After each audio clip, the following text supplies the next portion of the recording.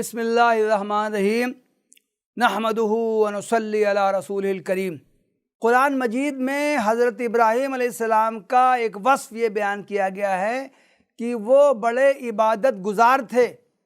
ایک طرف وہ اللہ تعالیٰ سے عبادت گزاری کی توفیق کی دعا مانگا کرتے تھے، اور دوسرے وہ خود ان کی زندگی یہ بتاتی ہے کہ وہ اللہ تعالیٰ کی عبادت گزاری کیا کرتے تھے۔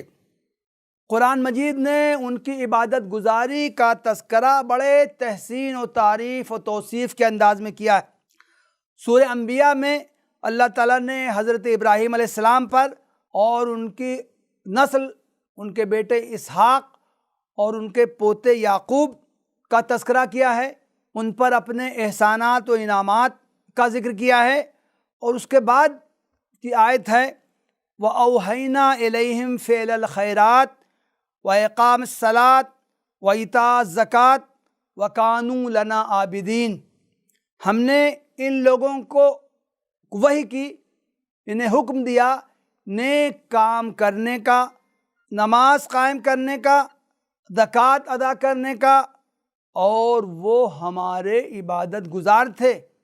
سورہ الانبیاء آیت نمبر 73۔ کہ اس آیت میں ایک طرف تو یہ بات کہی گئی ہے کہ یہ لوگ حضرت ابراہیم علیہ السلام اور ان کے آل اولاد، انہیں ہم نے اچھے کاموں کا حکم دیا، نماز قائم کرنے کا حکم دیا، زکوٰۃ ادا کرنے کا حکم دیا۔ دوسری طرف اللہ تعالیٰ یہ بیان کرتا ہے کہ یہ لوگ ہمارے عبادت گزار تھے۔ اس شخص کی عبادت گزاری کتنی اعلیٰ معیار کی ہوگی جس کے بارے میں خود اللہ تعالیٰ اس کو سرٹیفکیٹ دے کہ یہ لوگ تو ہمارے عبادت گزار تھے۔ نماز قائم کرنے کا تذکرہ حضرت ابراہیم علیہ السلام کے ضمن میں دوسرے مقامات پر بھی آیا ہے۔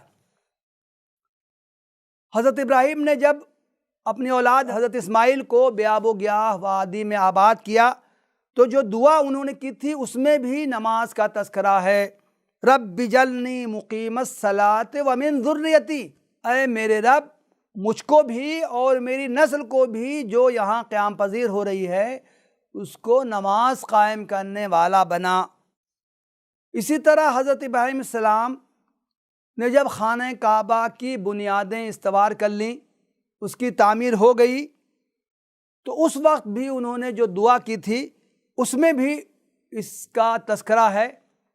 اس میں انہوں نے فرمایا تھا وَأَرِنَا مَنَاسِكَنَا وَتُبْ عَلَيْنَا إِنَّكَ أَنْتَ التَّوَّابُ الرَّحِيمُ، اور ہمیں ہماری عبادتوں کے طریقے بتا دے اور ہماری مغفرت فرما، ہماری توبہ قبول فرما، تو توبہ قبول کرنے والا اور رحم کرنے والا ہے۔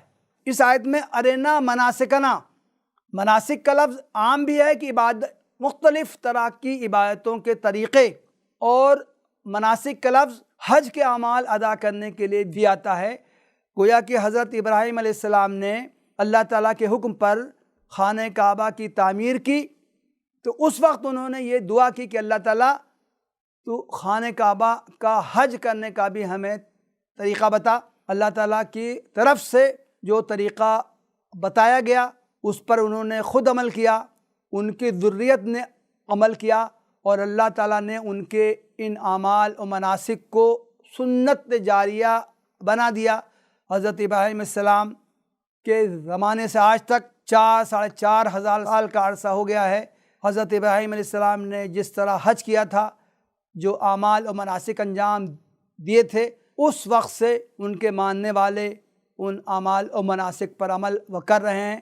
ان کے طور طریقے، ان کے مناسک وہ ایک سنت جاریہ بن گئے ہیں۔ لاکھوں کروڑوں اربوں انسان اسی طریقے پر عمل وہ کر رہے ہیں۔ تو گویا کہ حضرت ابراہیم علیہ السلام کا جو نمایاں وصف ہے عبادت گزاری، اللہ تعالیٰ کی عبادت کرنا، نماز قائم کرنا، عبادت کے دوسرے طور طریقے اختیار کرنا، یہ حضرت ابراہیم علیہ السلام پر ایمان لانے والوں کا اور ان کی اطاعت و اتباع قدم بھرنے والوں کا نمایاں وصف ہونا چاہیے۔ وآخر دعوانا ان الحمدللہ رب العالمین۔